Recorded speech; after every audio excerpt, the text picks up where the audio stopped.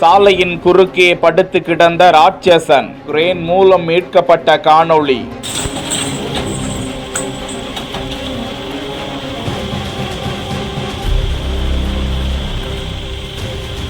கிருஷ்ணகிரி மாவட்டம் பர்கூர் மலைப்பாதையில் கொண்டை ஊசி வளைவில் திரும்ப முயன்ற தேங்காய் நார் ஏற்றி வந்த டாரஸ் லாரி சாலையின் குறுக்கே கவிழ்ந்து விபத்துக்குள்ளானதில் அதன் ஓட்டுநர் லேசான காயத்துடன் உயிர் தப்பிய நிலையில் அந்த வழியாக கனரக வாகனங்கள் செல்ல முடியாமல் போக்குவரத்து நெருக்கடி ஏற்பட்டது. தமிழக கர்நாடக இடையே போக்குவரத்து ஸ்தம்பித்ததால் காவல்துறையினர் கிரேனை கொண்டு வந்து அந்த லாரியை மீட்டு தற்போது போக்குவரத்து சீர் செய்யப்பட்டிருக்கிறது.